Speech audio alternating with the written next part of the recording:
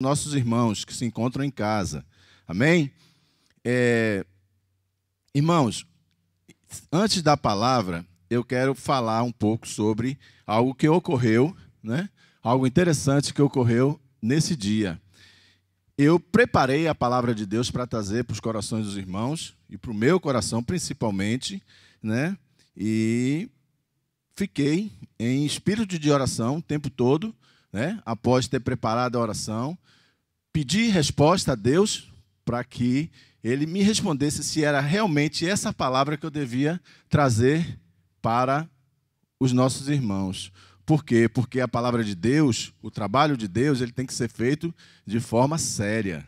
Precisamos fazer o trabalho de Deus de forma séria. Então, quando nós nos propomos a vir trazer a palavra de Deus para o coração dos irmãos, nós temos que fazer isso com seriedade. E foi nesse momento que eu fiquei em espírito, né? E li a palavra de Deus e perguntei a ele se realmente era isso que ele queria. Pela manhã, nosso pastor, né, trouxe uma palavra. Todos nós vimos que teve o culto pela manhã e que o pastor trouxe uma palavra. E quando o pastor começou, né, a pregar, e que falou o tema, e que falou a palavra que ele traria nessa manhã, eu fiquei realmente assustado. Por quê? Porque ele começou a falar que iria pregar em 2 Reis, capítulo 4. E aí eu disse para minha esposa, né? Amor, o pastor vai pregar a palavra que eu iria pregar à noite, né? E nós ficamos naquela tensão. E quando ele falou versículo 4, aí ele falou capítulo 4, versículo 1, que fala sobre o profeta Eliseu, né, que ajuda aquela mulher pobre, né, com o azeite, né, com as botijas do azeite. E ali, quando ele falou versículo 1, aí eu disse, Deus está me dando a resposta da palavra que eu estou levando hoje à noite para os irmãos. Né? Era uma resposta de Deus. Deus queria que eu desse continuidade à palavra de Deus. Ele queria que eu desse continuidade. Por quê? Porque minha pregação, minha mensagem, foi toda montada em cima do versículo 8 ao 37, onde o pastor falou de uma mulher pobre. Nessa noite, irmãos, nós vamos falar de uma mulher rica. Isso dá a entender que Deus não tem acepção de pessoas. A palavra de Deus, ele fala do pobre, do rico, do preto, do branco. Então, pela manhã, uma mulher pobre, e pela noite, uma mulher rica. A Sulamita e seu filho, que começa a partir do versículo 8. E diz assim, sucedeu também um dia, eu vou ler muito rapidamente, só para os irmãos entenderem a passagem. Amém, irmãos? Sucedeu também um dia que, indo Eliseu a Sunem, havia ali uma mulher rica, a qual o reteve a comer pão. E sucedeu que todas as vezes que passava ali, se dirigia a comer pão. 9. E ela disse a seu marido, eis que tenho observado que este que passa sempre por nós é um santo homem de Deus. Façamos-lhe, pois, um pequeno quarto junto ao muro, e ali lhe ponhamos uma cama, uma mesa, uma cadeira e um candeeiro. E há de ser que, vindo ele a nós, para ali se retirará. 10, 11. E sucedeu um dia que veio ali, retirou-se àquele quarto e se deitou ali. Então disse ao seu moço Geazi, chama esta sunamita. E chamando a ele, ela se pôs diante dele. 13. Porque ele dissera, dize-lhe, eis que tu nos tens tratado com todo o desvelo que se há de fazer por ti. Haverá alguma coisa de que se fale por ti ao rei ou ao chefe do exército? E dissera a ela, eu habito no meio do meu povo. 14. Então disse ele, que há de se fazer por ela? E Geazi disse, ora, ela não tem filho, e seu marido é velho. Pelo que disse ele, chama, e chamando ele, ela se pôs à porta. E ele disse, a este tempo determinado, segundo o tempo da vida, abraçarás um filho.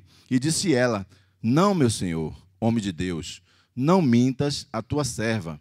E concebeu a mulher e deu à luz a um filho, no tempo determinado, segundo o tempo da vida que Eliseu lhe dissera. E crescendo o filho, sucedeu que um dia saiu para seu pai, que estava com os segadores, e disse a seu pai: ai, minha cabeça, ai, minha cabeça. Então disse a um moço, leva-o à sua mãe. 20. E ele o tomou e o levou à sua mãe, e esteve sobre os seus joelhos até o meio-dia, e morreu.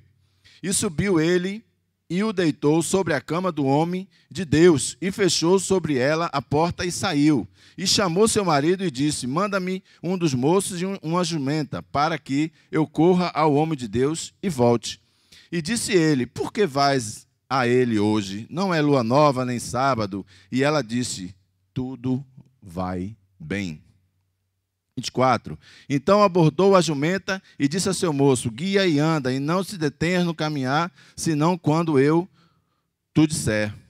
Partiu ela, pois, e veio ao homem de Deus ao monte Carmelo, e sucedeu que, vendo o homem de Deus de longe, disse a Geazi, seu moço: eis aí a sunamita. Agora, pois, corre-lhe ao encontro e diz-lhe: vai bem contigo, vai bem com seu marido, vai bem com seu filho? E ela disse: vai bem. Chegando ela, pois, ao homem de Deus, ao monte, pegou nos seus pés, mas chegou Geazi para a retirar. Disse, porém, o homem de Deus: deixa, porque a sua alma nela está triste de amargura, e o Senhor me encobriu e não me manifestou. E disse ela: pedi eu ao meu Senhor algum filho? Não disse eu: não me enganes? 29. E ele disse a Geazi: cinge os teus lombos e toma o meu bordão na tua mão e vai, se encontrares alguém, não saúdes. E se alguém te saudar, não lhe respondas, e põe o meu bordão sobre o rosto do menino. Porém, disse a mãe do menino: vive o Senhor e vive a tua alma, que não te hei de deixar. Então ele se levantou e a seguiu.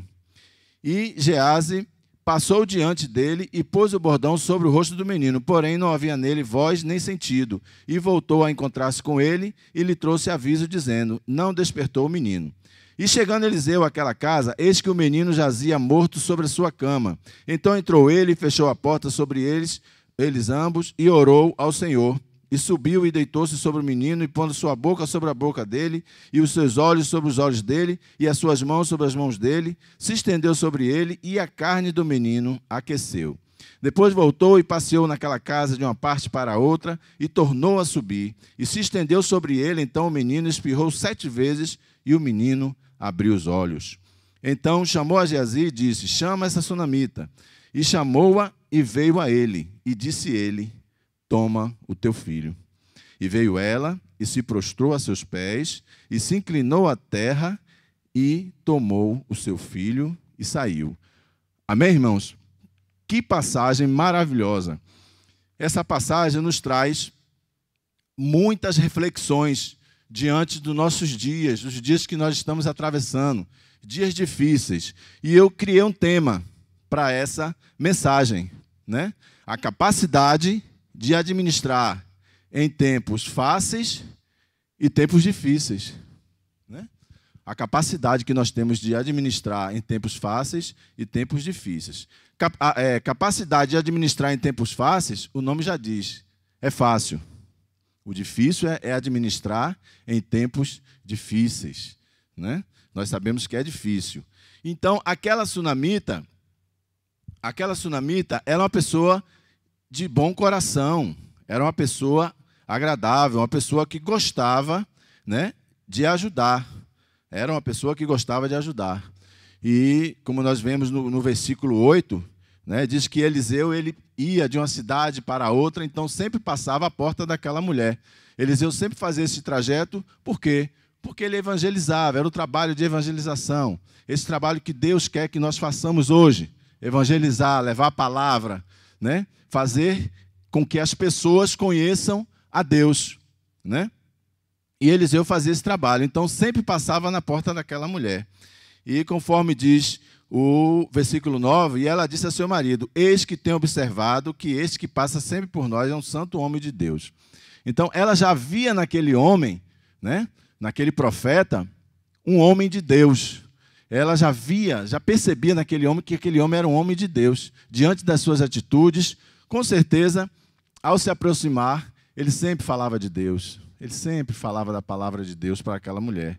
E ela acreditava, ela cria. Ela tinha fé.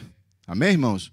Então, quando ela falava homem de Deus, ela entendia que era alguém que representava Deus. Porque, não sei se os meus irmãos sabem, mas os profetas naquela época era como se fosse, era a representação legal de Deus perante o povo.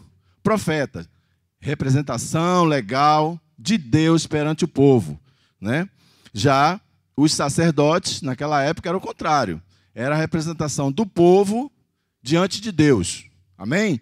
Então, aquela mulher via Deus naquele homem. Ela percebia Deus naquele homem. E aí, no 10, ela diz que façamos, pois, um pequeno quarto junto ao muro e ali ponhamos uma cama e uma mesa e uma cadeira e um candeeiro, né? Ela preparou naquele momento um quarto para aquele homem, né? E não foi um quarto qualquer, não foi, apesar de ser pequeno, mas não foi um quarto qualquer. Foi um quarto com utensílios. E esses utensílios, a cama, o candeeiro, a mesa e a cadeira. Aí já seria tema para uma outra pregação. Vamos ficar aqui, por enquanto, na pregação da mulher rica. Amém? Então, ela pediu para preparar esse quarto para aquele homem, porque aquele homem ia e vinha, ia e vinha, ia e vinha. Ele simplesmente visitava aquela família bem-sucedida, né, com bens, com poderes, e ele sempre visitava aquela família. E aquela mulher não queria só visita. Ela não queria só visita daquele homem, aquele homem que representava a Deus. Ela não queria só visita, ela queria a presença. Ela queria a presença de Deus na casa dela. Ela não queria só visita de entrar e de sair, de entrar e de sair, de entrar e de sair. Muitas vezes, irmãos, nós estamos agindo dessa forma. Nós estamos entendendo que Deus é uma visita em nossas casas, que Deus é uma visita em nossas vidas. E nós sabemos também que essas visitas são passageiras. Né? São passageiras. Ele entra no momento de uma live, no momento de um culto online, né? Ele entra, ligamos a televisão, ele está ali na presença, estamos na presença. Acabou o culto, desliga a televisão. Deus se retira. Então, que nós possamos considerar Deus presentes sempre em nossas casas, sempre em nossas vidas, não como visita, mas sempre presente em nossas casas, que possamos abrir nossas casas para que Deus permaneça em nossas casas e em nossas vidas e em nossos corações. Amém, irmãos? Então aquela mulher, ela precisava daquele homem permanentemente ali, para ela sentir a presença de Deus através daquele homem. Não era o homem Eliseu, mas a presença de Deus através daquele homem. Amém? E aí nós damos seguimento à passagem, nós damos seguimento ao texto, né? E lá na frente, Eliseu, ele acha por bem retribuir aquela mulher. Retribuir por quê? Por toda a bondade que ela tinha feito, por ter construído aquele quarto, por tratar ele bem, por sempre que ele passasse, estava levando, dando alimentação, fazendo tudo de bom com aquele homem. Então ele resolveu retribuir. E procurou saber dela, né, o que ele poderia fazer. E naquele momento, ela diz a ele que ela não precisava de nada. Né? Ela não precisava de nada, que ela já tinha tudo. Com certeza aquela mulher já tinha tudo. Além de bens, né, ela tinha a presença de Deus na vida dela, que é o mais importante. Então aquela mulher se achava sem necessidade de nada. E ele, perguntando ao seu servo, ao seu empregado, Geazi, né, o que poderia fazer por aquela mulher, e o servo falou, ela não tem filho, eles não têm filhos. Né? Eles não têm filhos. E o que Eliseu resolveu fazer? Resolveu profetizar na vida daquela mulher, né, para que no tempo certo, né, tem Bíblias que falam 1 ano depois, mas eu prefiro ficar com o tempo certo. Por quê, irmãos? Porque o tempo certo é o tempo de Deus. Esse é o verdadeiro tempo certo. É quando Deus quer. Quando Deus quer, tudo acontece. Quando Deus quer, deixa de acontecer algo, mas tudo é de acordo com a vontade de Deus e no tempo de Deus. E aí aconteceu que aquela mulher, ela teve um filho. Ela teve um filho, né? Esse filho cresceu, né? Veio a crescer, e no momento em que ela manda ele até ao campo, né? Verificar o pai, ver o pai, levar algo para o pai. Aquele filho, ele sente uma dor de cabeça forte. O pai manda o trabalhador trazer de volta o filho para a mãe. E quando chega, o trabalhador entrega a mãe.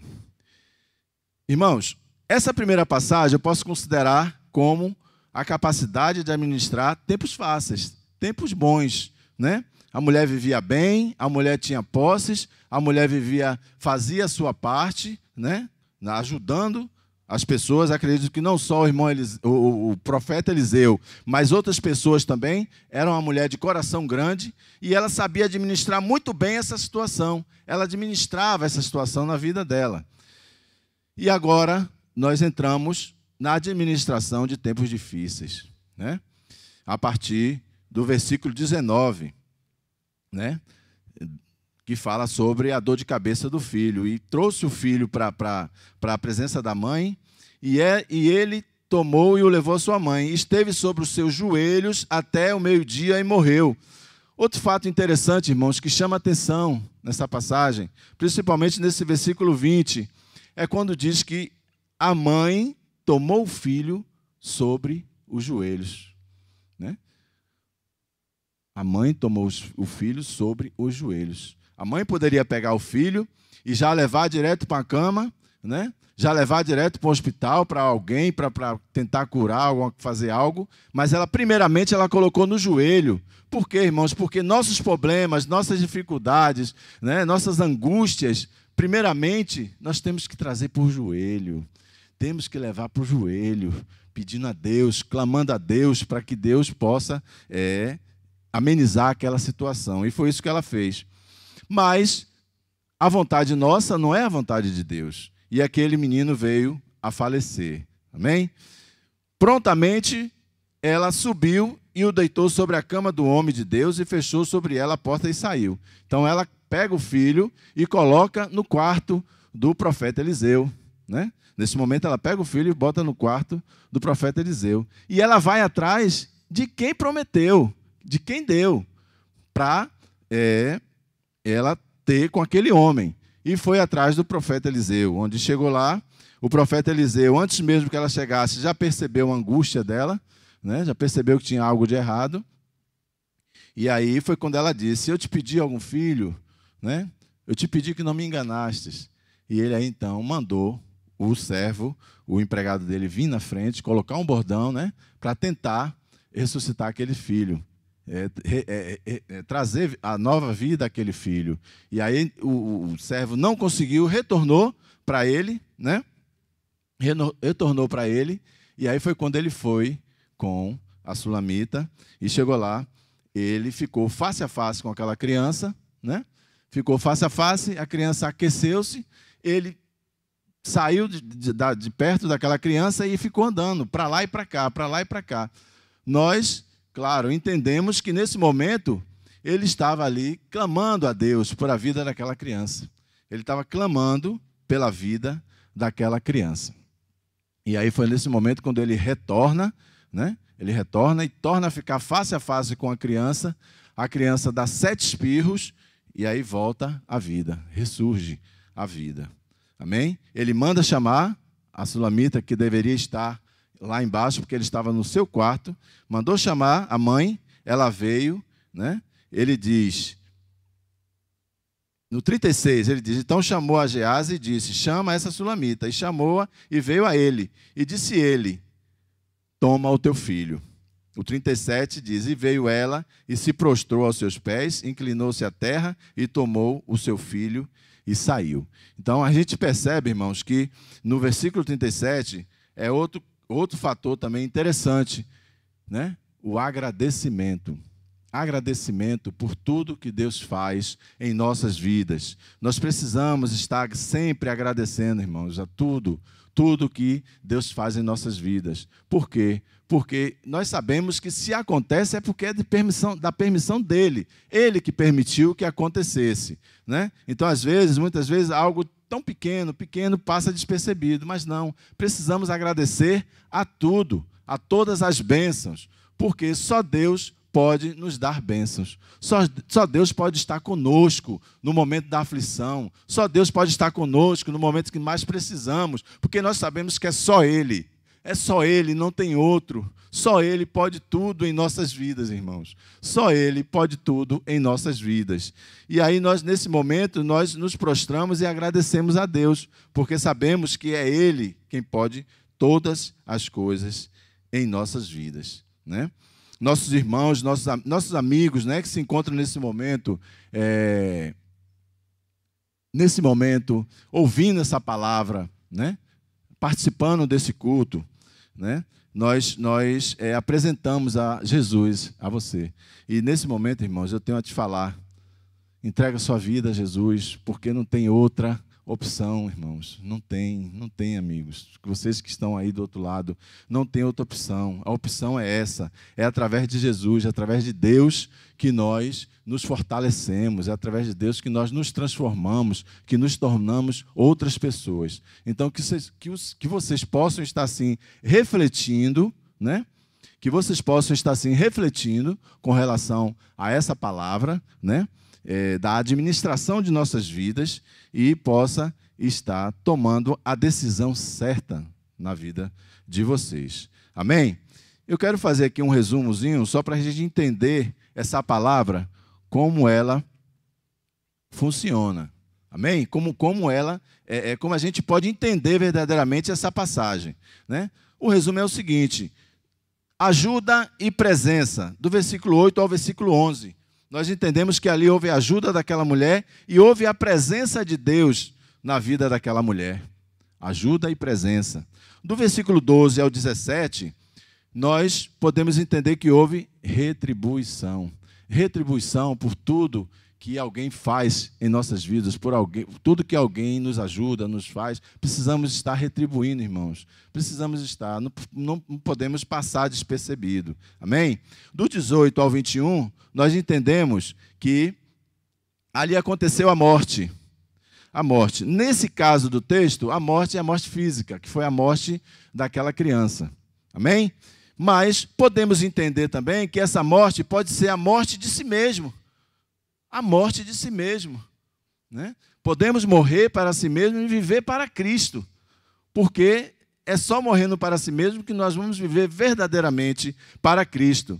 Do versículo 22 ao 36, é o nascer de novo, é o reviver, é o ressurgir, é o transformar, é o se tornar outra pessoa, é o se tornar verdadeiramente um seguidor de Cristo. Né? Então, nesses versículos, nós entendemos que ali está, naqueles versículos, o nascer de novo, o reviver, o ressurgir. E, por fim, o versículo 37, né? Que fala sobre o agradecimento. Como eu já falei aqui, precisamos estar sempre agradecendo a Deus, sempre agradecendo a Deus por todas as coisas que Ele faz em nossas vidas. E, para concluir, eu quero deixar claro aqui que, diante dessa palavra, quando a gente fala em administração, né? Quando nós falamos em administração, Deus nos dá autoridade para administrar as nossas vidas, seja em tempos fáceis, seja em tempos difíceis, né? Infelizmente, no momento estamos vivendo tempos difíceis. Precisamos saber administrar, né? Administrar a família, administrar o trabalho, né? Administrar tudo, porque precisamos saber administrar. Agora, como administrar? Administrar sempre na presença de Deus, porque é Ele que nos conduz, é Ele que nos dá a direção. Então, precisamos sempre colocar Deus à frente de todas as nossas decisões. Então, Deus nos dá autoridade para administrar. Agora, algo muito importante, né? Algo muito importante que nós precisamos ressaltar. o resultado final, quem dá é Ele. Ele é quem dá o resultado final. Nós só fazemos administrar as nossas vidas com a permissão dEle, com a autoridade dEle. Não por nossa própria conta, mas pela autoridade de Deus. Nós administramos, mas o resultado final é dEle. Ele é quem diz como deve ser o resultado final. Amém?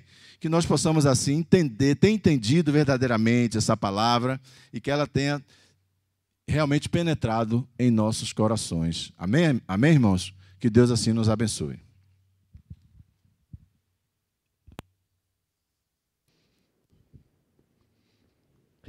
Amém por isso.